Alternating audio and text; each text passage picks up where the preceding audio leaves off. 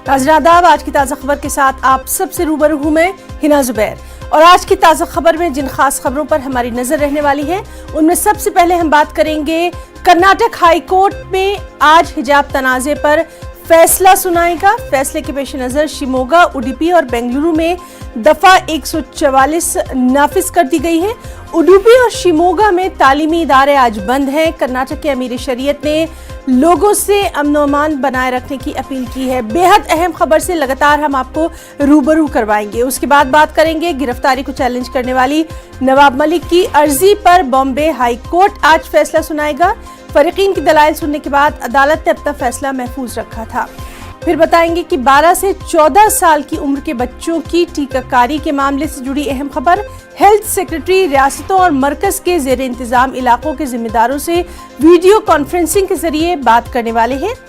फिर आपको बताएंगे कि बीजेपी की पार्लिमानी पार्टी की आज अहम मीटिंग होने वाली है और इस मीटिंग में पीएम मोदी के अलावा मरकजी वज़ीर दाखिला अमित शाह भी शिरकत करेंगे। मीटिंग में 5 रियासतों के असेंबली इंतखाबात में पार्टी की कारकर्दगी का जायजा लिया जाएगा। फिर बताएंगे यूक्रेन पर रूस के हमले के ताल्लुक से।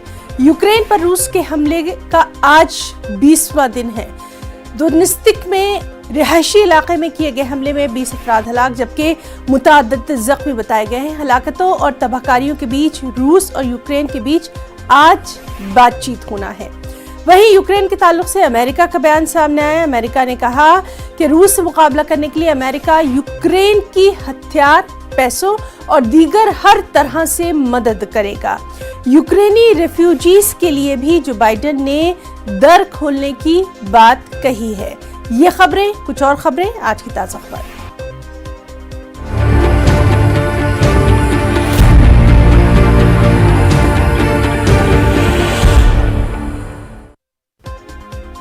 और सबसे पहले बात बेहद अहम खबर की, हिजाब मामले से जुड़ी।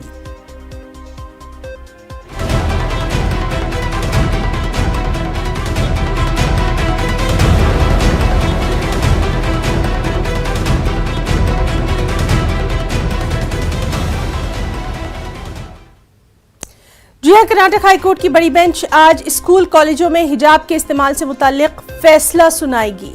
तकरीबन 10:30 बजे हाईकोर्ट की सैरुकनी बेंच अपना फैसला सुनाएगी। फैसले से कबल बेंगलुरु में 21 मार्च तक अवामी मुकामात पर हर किस्म के इज्तिमा, एहतजाज या फिर तकरीब पर पाबंदी आयद कर दी गई है, जबकि रियासत के कई अजला में दफा 144 भी नाफिज कर दी गई है।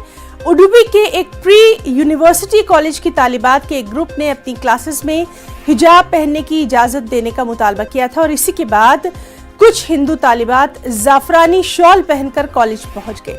ये मसला रियासत के दीगर हिस्सों तक फैल गया, जबकि हुकूमत यकसा उसूल पर कायम रही। इससे कबल 8 मार्च तक 2 हफ्तों के लिए इम्तनाई अहकामात नाफिज किए गए थे। अमन व अमान बरकरार रखने के लिए बेंगलुरु में 10,000 पुलिस एहलकार तैनात कर दिए गए हैं। शिमोगा की अगर बात करें, जहां से पूरा मामला शुरू हुआ, शिमोगा में तमाम स्कूल और कॉलेज बंद रहेंगे। शिमोगा जिले में 21 मार्च तक दफा 144 नाफिज है। KSRP की 8 कंपनियां, डिस्ट्रिक्ट आर्म्ड रिजर्व की 6 कंपनियां, RAF की 1 कंपनी यहां तैनात कर दी गई है। उडुपी जिले में भी इसी तरह की पाबंदियों का निफाज कर दिया गया है।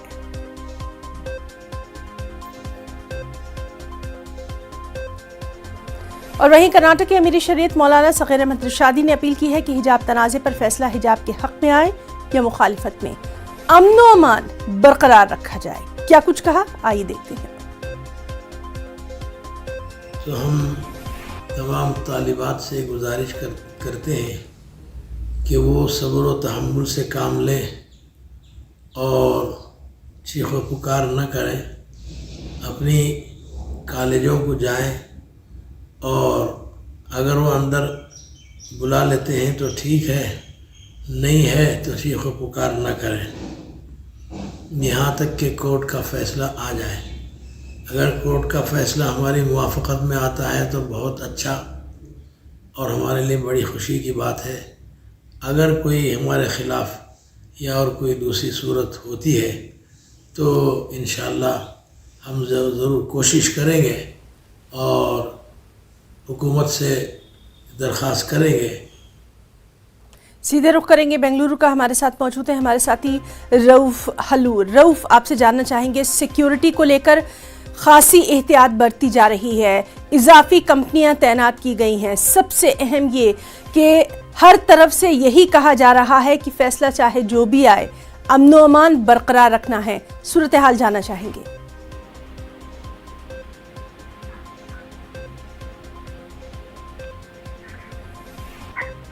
रऊफ, आपको हमारी आवाज आ रही है? जी बिल्कुल बिल्कुल बिल्कुल। सिक्योरिटी के ताल्लुक से जानना चाहेंगे, अमन व अमान की अपील की गई, उसके ताल्लुक से भी। जी देखिए हिना, आज हिजाब पर 10:30 बजे, सुबह 10:30 बजे अदालत की 3 रुकनी बेंच अपना फैसला सुनाने जा रही है। इसके पेश नजर रियासत भर में सख्त हिफाजती इंतजाम किए गए हैं। खास तौर पर स्कूलों और कॉलेजों के अतराफ सिक्योरिटी अहलकार तैनात किए गए हैं। बेंगलुरु की अगर बात की जाए तो यहाँ 10,000 से जायद सिक्योरिटी अहलकारों को तैनात किया गया है। और होम मिनिस्टर, वजीर दाखिला अरग ज्ञानेंद्र ने अवाम से अमन व अमान बरकरार रखने की अपील की है। उन्होंने कहा है कि अदालत का जो भी फैसला है उसे अवाम उसे कबूल करें, उस पर अमल करें और अमन व अमान बरकरार रखें।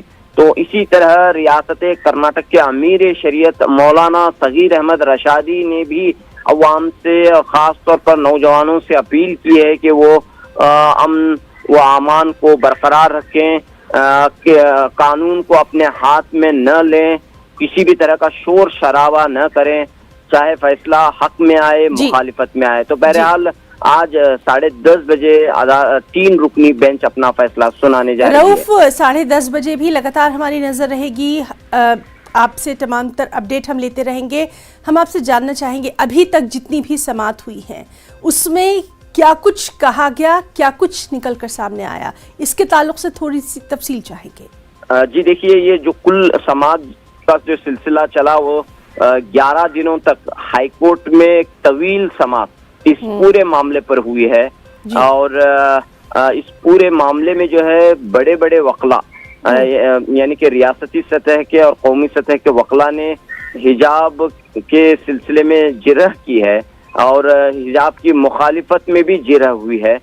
तो इस लिहाज से हमने यहाँ पर देखा कि चाहे वो एडवोकेट यूसुफ मचाला हो, अब्दुल मजीद डार हो जो मुंबई के हैं, मुस्लिम पर्सनल लॉ बोर्ड की निगरानी में ये वकला यहाँ पर आए और इन्होंने भी जो है यहाँ पर पैरवी की है। इसके अलावा देवदत्त कामत, रियासत के एक मशहूर वकील एडवोकेट देवदत्त कामत, रवि वर्मा कुमार, एडवोकेट रवि वर्मा कुमार ने भी जिरह की है। एडवोकेट ताहिर हुसैन ने भी जिरह की है, जिनका ताल्लुक बेंगलुरु से है, कर्नाटक से है। तो इसी लिहाज से हमने देखा कि हुकूमत के हक में जो है हुकूमत के एडवोकेट जनरल प्रभुलिंगा नावडगी ने अपना हुकूमत का मौकूफ रखा है। यूनिफॉर्म के सिलसिले में कोनैया साहब जो यहाँ के सीनियर एडवोकेट हैं, उन्होंने जो है स्कूल कॉलेज डेवलपमेंट काउंसिल की तरफ से उन्होंने अपना हक में मौकूफ रखा है। तो कुल मिलाकर यहाँ पर एक तवील गुफ्तगू के बाद, तवील जिरह के बाद अदालत ने फैसले को महफूज रखा है और आज वक्त आया है कि अदालत ने कहा है तो लगातार इस बेहद अहम खबर पर हमारी नजर बनी हुई है। फिलहाल के लिए आपका बहुत बहुत शुक्रिया तफसीलात के लिए। एक और अहम खबर, बॉम्बे हाईकोर्ट वजीर अक़लियती उमूर नवाब मलिक की गिरफ्तारी को चैलेंज करने वाली अर्जी पर आज फैसला सुनाएगी। नवाब मलिक ने उनके खिलाफ दायर मुकदमे को मुस्तरद करने की दरख्वास्त की है। गुज़िश्ता दिनों बॉम्बे हाईकोर्ट में इस मामले पर फ़रीक़ीन ने दलाइल पेश किए थे। फ़रीक़ीन की दलाइल सुनने के बाद अदालत ने अपना फैसला महफूज रखा था। सीधे रुख करेंगे हमारे साथी प्रशांत पांडे का। प्रशांत, आपसे जानना चाहेंगे, बॉम्बे हाई कोर्ट में आज नवाब मलिक की गिरफ्तारी को चैलेंज करने वाली अर्जी पर फैसला आने वाला है, तफसीलात चाहेंगे। जी बिल्कुल, देखिए तय जो समय किया गया है 10:30 बजे का सवेरे का किया गया। 10:30 बजे जो है बॉम्बे हाई कोर्ट ये तय कर लेगी कि जो अर्जी नवाब मलिक की तरफ से हाई कोर्ट में दी गई थी, जिसमें उन्होंने मांग की थी कि उनके खिलाफ जो मामला ईडी की तरफ से दाखिल की गई है उसे रद्द किया जाए और साथ ही उनकी गिरफ्तारी को उन्होंने अवैध बताया और उन्होंने मांग की है कि उन्हें तुरंत जो है अंतरिम राहत दी जाए। उनके वकील अमित देसाई ने भी अदालत में अपनी दलीलें रखते हुए उन्होंने साफ तौर पर कहा था कि बिना किसी नोटिस, बिना किसी समन के जो है नवाब मलिक को उनके घर से सीधा गिरफ्तार किया गया है। और जो लेन देन की प्रक्रिया, जिस मामले को ईडी की तरफ से बताया जा रहा है, वो 20 साल पुराना मामला है। और पीएमएलए एक्ट जिस धारा के तहत उन पर कार्रवाई की गई है वो 2005 में बना था।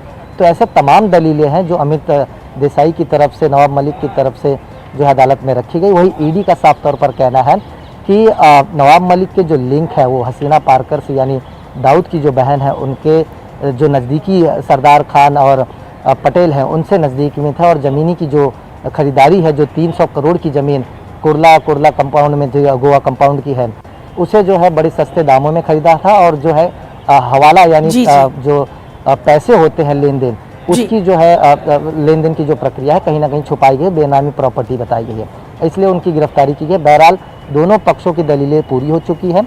10:30 बजे अदालत बैठेगी और देखेगी कि इस याचिका पर क्या फैसला लेना है। सभी की नज़रें यहाँ पर टिकी, क्योंकि हमने देखा कि महाराष्ट्र में सरकार ने नवाब मलिक को लेकर के ये तय कर लिया था कि नवाब मलिक के जो है इस्तीफा नहीं लिया जाएगा। बीजेपी ने अलग अलग तरीके से विरोध प्रदर्शन किया और साथ तौर पर कहा कि जेल में बैठ करके सरकार का कामकाज नहीं किया जाता। तो आज का ये फैसला काफ़ी अहम माना जा रहा है। जी बिल्कुल प्रशांत, और इस पर लगातार नजर बनी हुई है। बहुत बहुत शुक्रिया तमाम तर तफसीलात के लिए। इस वक्त की अहम खबर आपको दे दें, जम्मू कश्मीर से ये अहम खबर अवंतीपुरा के चिरसू इलाके में एनकाउंटर की खबर है। सिक्योरिटी फोर्सेस और मिलिटेंटों के बीच एनकाउंटर शुरू हुआ है, मजीद तफसीलात का इंतजार है। तो बेहद अहम खबर जम्मू कश्मीर से अवंतीपुरा के चिरसू इलाके में एनकाउंटर के ताल्लुक से ये खबर है। सिक्योरिटी फोर्स और मिलिटेंटों के बीच एनकाउंटर शुरू हुआ है। हमारे साथ हमारे नुमाइंदे मंजूर मौजूद है। मंजूर, आपसे इस एनकाउंटर के ताल्लुक से तफसीलात चाहेंगे। जी हिना, ये जो एनकाउंटर है अभी शुरू हो गया है। अभी जो पुलिस ने ये ट्वीट करके इसकी जानकारी दी, बताया जाता है कि पुलिस ने आज सुबह सवेरे ही इस इलाके में सर्च ऑपरेशन शुरू किया था। और इस दौरान जब ये फोर्सेस उस जगह पर पहुंची जहां मिलिटेंट छुपे हुए थे, तो वहां से फायरिंग हुई और यहां से भी जो है फोर्सेस ने जवाबी कार्रवाई शुरू की है। अभी जो इलाका है, इलाके में अभी फायरिंग जारी है। और ये जो इलाका है, इस इलाके को मुआसे में रखा गया है ताकि जो बाद में लॉ एंड ऑर्डर प्रॉब्लम होती है वो न हो सके। और एनकाउंटर जो है अभी जारी है। ये अभी पता नहीं चला है कि कितने मिलिटेंट इस एनकाउंटर में छुपे हुए हैं। और अभी जो है तलाशी कार्रवाई भी जारी है और एनकाउंटर भी जारी है। मंजूर, आपसे जानना चाहेंगे एग्जैक्टली कहां पर ये एनकाउंटर की खबर है? ये जो एनकाउंटर, ये चुरसू से 2 किलोमीटर, अवंतीपुरा से 2 किलोमीटर दूर ये इलाका है। नेशनल हाईवे पर ये इलाका है, ये चुरसू गांव, इसी गांव में ये एनकाउंटर जारी है। जी मंजूर, बहुत बहुत शुक्रिया आपका तमाम तर तफसीलात के लिए। बीजेपी की पार्लिमानी पार्टी की आज अहम मीटिंग होने वाली है। इसके लिए बीजेपी ने अपने तमाम अरकान पार्लिमान को मीटिंग में मौजूद रहने की हिदायत जारी कर दी है। मीटिंग में पीएम नरेंद्र मोदी भी मौजूद रहेंगे। मीटिंग में मरकजी वजीर दाखिला अमित शाह, वजीर दिफा राजनाथ सिंह, बीजेपी सदर जेपी नड्डा समेत बीजेपी के कई सरकर्दा लीडरान शिरकत करेंगे। इस मीटिंग में 5 रियासतों के असेंबली इंतखाबात में पार्टी की कारकर्दगी का जायजा लिया जाएगा।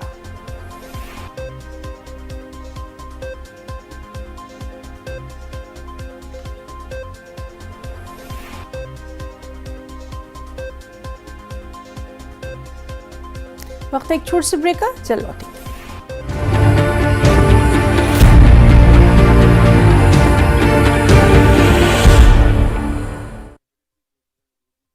पेट सफा, हर रोग दफा।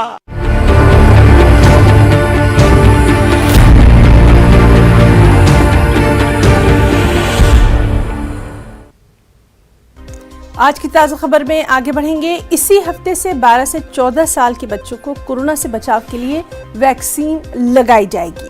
आपको बताएं कि इसी ज़िम्मे में मरकजी हेल्थ सेक्रेटरी तमाम रियासतों और मरकज के ज़ेरे इंतज़ाम इलाकों के जिम्मेदारों के साथ एक अहम वर्चुअल कॉन्फ्रेंसिंग करने वाले हैं। इस मीटिंग में 60 साल से ज़्यादा उम्र वालों के लिए बूस्टर डोज से मुताल्लिक़ भी तबादला ख्याल किया जाएगा।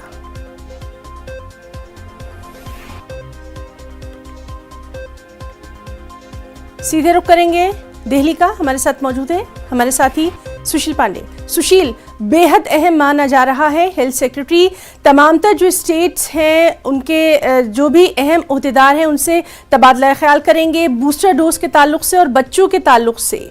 आपसे डिटेल्स चाहेंगे। जी देखिए, बिल्कुल हिना, निश्चित रूप से 16 मार्च वो तारीख थी जिस तारीख में फिलहाल ये मुकर्रर किया गया था कि आज से तमाम जो 12 से जो भी फिलहाल 14 साल के बच्चे हैं उनको वैक्सीनेशन की प्रक्रिया शुरू की जाएगी। हालांकि इस पूरे मामले में कहीं ना कहीं कोवैक्स वैक्सीन जो है उनको फिलहाल लगाई जाएगी, क्योंकि कोवैक्स एक बायोलॉजिकल ई लिमिटेड कंपनी ने बनाया है।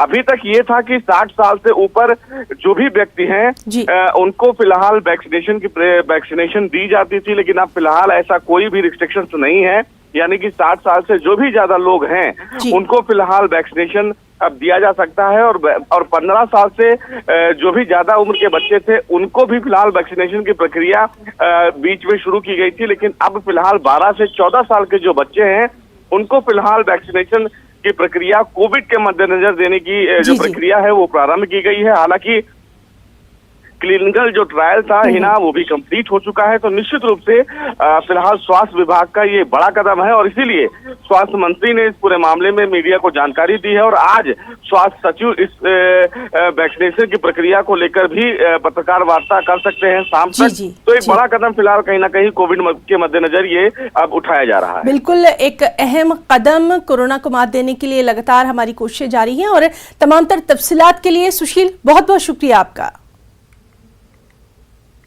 9 मार्च को हिंदुस्तान की जानिब से गलती से पाकिस्तान की तरफ मिसाइल दागे जाने के मामले पर वजीर दिफा राजनाथ सिंह पार्लियामेंट के दोनों ऐवानों में आज बयान देंगे। वहीं पाकिस्तान ने वाज़ेह किया है कि हिंदुस्तान की जानिब से सिर्फ सफाई देने से काम नहीं चलेगा, क्योंकि ये एक हसास मामला है। हिंदुस्तान की वजारत दिफा ने जुमे को एक बयान में मिसाइल पाकिस्तान के एक इलाके में दागे जाने को अफसोसनाक करार दिया था और इससे कोई जानी नुकसान नहीं होने पर खुशी जाहिर की थी। बयान में इस मामले पर हुकूमत हिंद की जानिब से आला सतही कोर्ट ऑफ इंक्वायरी का हुक्म दिए जाने की जानकारी भी दी गई थी।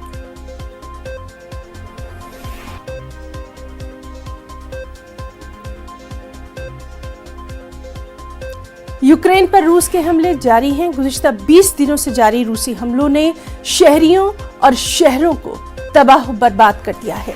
लाखों अफराद पनाहगज़ी कैंपों में हैं। हलाकतों और तबाहकारियों का सिलसिला दराज होता जा रहा है। हर गुजरते दिन के साथ जंग की शिद्दत इख्तियार हो रही है। इंसानी बहरान शदीद से शदीद तर होता जा रहा है। यूक्रेनी फौज अपनी जमीन की हिफाजत के लिए सख्त मज़ाहमत कर रही है। दोनेत्स्क में रिहायशी इलाके में किए गए रूसी हमले में 20 अफराद हलाक जबकि मुतअद्दिद जख्मी हो गए हैं। इस बीच जंग ज़दा शहरों में फंसे शहरियों को निकालने का अमल भी जारी है। हालांकि यूक्रेन के मुताबिक इस काम में रूसी हमले से रखना भी पड़ रहा है। यूक्रेनी सदर वोलोदिमीर ज़ेलेंस्की का कहना है कि पीर के रोज मुतासरा शहरों से तकरीबन 4000 शहरियों को निकाला गया। इस बीच आज भी रूस और यूक्रेनी वफूद के दरमियान वीडियो कॉन्फ्रेंसिंग के जरिए बातचीत होना है। उधर ICJ आज यूक्रेन रूस मामले पर फैसला सुना सकता है। और वहीं रूस से मुकाबले के लिए अमेरिकी फौज भले ही रास्त तौर पर मैदान में घमासान में नहीं कूदेगी, लेकिन अमेरिका यूक्रेन को हथियार, पैसे और दीगर तरह की इमदाद फराहम करेगा। अमेरिकी सदर जो बाइडेन का कहना है कि वो यूक्रेन को $20 करोड़ मालियत के हथियार फराहम करने की कोशिश कर रहे हैं। बाइडेन ने ट्वीट किया कि हलीफों की मदद से अमेरिका इस बात को यकीनी बनाने की हर मुमकिन कोशिश कर रहा है कि यूक्रेनी अवाम अपने मुल्क का दिफा कर सके। इसके लिए उन्हें 1.2 बिलियन की मदद देगा। इसके साथ साथ अमेरिका यूक्रेनी रिफ्यूजीज को भी पनाह देगा।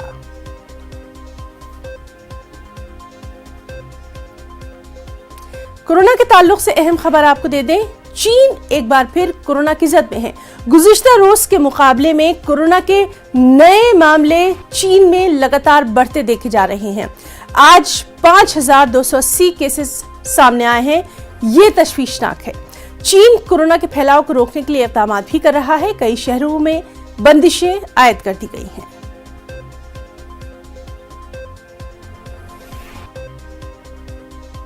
बरतानिया में कोरोना से मुतालिक तमाम सफरी पाबंदियां खत्म कर दी गई हैं।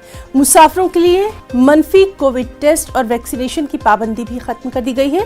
रिपोर्ट्स के मुताबिक पाबंदियों के खात्मे का इतलाक 18 मार्च सुबह 4 बजे से होगा। वाज़ेह है कि गुज़िश्ता 2 बरसों से कोरोना की वजह से बरतानिया ने सफर पर पाबंदी आयद कर दी थी।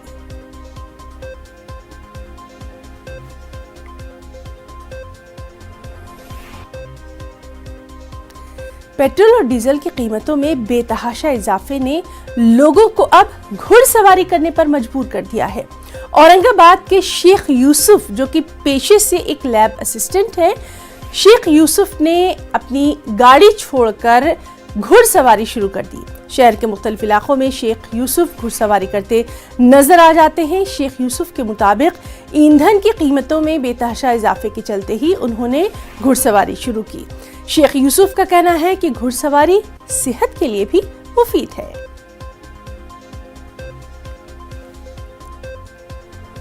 बात क्या हुई थी सर, वो जो मेरा जो मसला हुआ था कि लॉकडाउन लग गया था।